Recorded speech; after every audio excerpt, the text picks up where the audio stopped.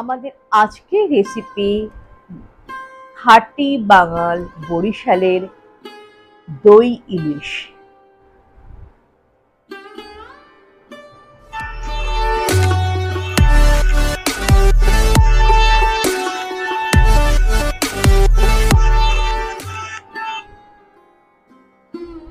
বরিশালের বাঙালদের দই ইলিশটা একটু অন্যরকম স্বাদের খেতে হয়।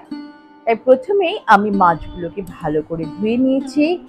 নিয়ে আমি এখানে নুন, হলুদ ও সামান্যতম কাশ্মীরি লঙ্কার গুঁড়ো দিয়ে আর একটু বেশ কিছুটা পরিমাণ সর্ষের তেল দিয়ে খুব ভালো করে মাছের গায়ের সাথে মশলাটা ভালো করে মেখে নেব। আর এই যে মানে ম্যারিনেশনটা, এই মাখানোটা কিন্তু আসল। হ্যাঁ, মানে সর্ষের তেলের সাথে মাছের একদম খুব সুন্দর মেলবন্ধন। আমি এই রান্নাটি শিখেছিলাম আমার ঠাকুমার কাছ থেকে। আমি হয়তো কলকাতায় জন্মেছি, বাট মনে প্রাণে একদম বাঙাল বরিশালী। তাই বরিশালের অনেক রান্নাই খুব সহজেই আমি জানি। এরপর আমি একটি পাত্র নিয়ে নিচ্ছি এবং এই ম্যারিনেট মাছটাকে আধা ঘন্টার জন্য রেখে দিতে হবে। এই পাত্রের মধ্যে আমি দিয়ে দিচ্ছি 2 চামচের মতো জিরে এবং দিচ্ছি 4 চামচ পোস্ত, আর দেব 4 চামচ হলুদ সর্ষে। আমাদের বাড়িতে কালো সর্ষেটা একটু অ্যাভয়েড করা হয়। এইবারে এই সব মিশিয়ে নিয়ে একটা মিক্সিং জারে দিয়ে দেব। তাতে বেশ কিছুটা পরিমাণে কাঁচা লঙ্কা দিয়ে দেবো আর দেবো সামান্য পরিমাণে নুন। সর্ষে পেস্ট করার সময় একটু নুন দিলে তেতোটা থাকে না। আর বাঙালদের রান্না মানে একটু ঝাল ঝাল, তাই ঝালের পরিমাণটা আপনারা আপনাদের মতো করে নেবেন। এদিকে আমি প্রায় 300 গ্রামের মতো দই নিয়েছি। তবে এই দইটিকে একটুখানি ছাঁকনির সাহায্যে ছেঁকে নিলাম, মানে তার জলটা সম্পূর্ণ বার করে নিতে হবে। এরপরে একটি হুইস্ক দিয়ে আমি এটাকে ভালো করে ফেটিয়ে নিচ্ছি। এটা চামচের সাহায্যে ফেটিয়ে নিতে পারেন। ফেটানোর পরে যে মশলাটা পেস্ট করলাম সেটা এবার এর সাথে মিশিয়ে দেব এবং মিক্সিং জারটা ধুয়ে সামান্যতম জল দিয়ে ধুয়ে এর মধ্যে দিয়ে দেবো আর দিয়ে দেবো বেশ কিছুটা পরিমাণে সর্ষের তেল। মানে ইলিশ মাছ রান্না করতে গেলে সর্ষের তেল লাগবেই।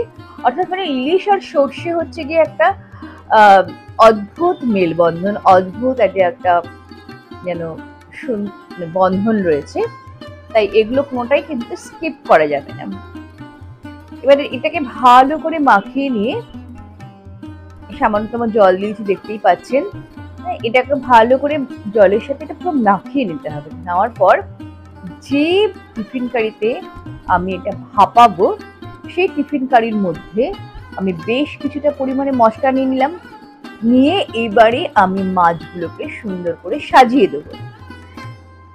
সব মাছ হয়তো বসবে না, একটা মাছ উপরের দিকেই রাখতে হবে এবং তাতে কোনো অসুবিধা নেই, কারণ আমি উপর থেকে আরো মশলা দিয়ে দিচ্ছি। এরপরে দিয়ে দেবো বেশ কিছুটা পরিমাণে ঝাল কাঁচা লঙ্কা আর দেবো আবারও সর্ষের তেল। যারা আমার চ্যানেলটিকে সাবস্ক্রাইব করেছেন তাদের তো অসংখ্য ধন্যবাদ, ও যারা এখনো করেননি প্লিজ সাবস্ক্রাইব করে পাশে থাকবেন। এবং ডেসক্রিপশন বক্সে আমি আমার এই রান্নার সম্পূর্ণ বিবরণটা দিয়ে দিচ্ছি, তাই ডেসক্রিপশন বক্সটা অবশ্যই ফলো করবেন এবং আমার অন্যান্য রান্নার লিংক আপনারা সেখান থেকে পেয়ে যাবেন। আমার কাছে যেহেতু মোমোর একটি স্ট্যান্ড রয়েছে, তাই আমি মোমো স্ট্যান্ডেই ওটা বসিয়ে দিলাম 15 মিনিটের জন্য। ব্যাস 15 মিনিট পর আমি এটাকে একটু ঠান্ডা হয়ে গেলে খুলবো। দেখুন কি সুন্দরভাবে মানে দেখেই লোভ লাগছে, মনে হচ্ছে এক্ষুনি খেয়ে নেবো। তো এবার পরিবেশনের পালা।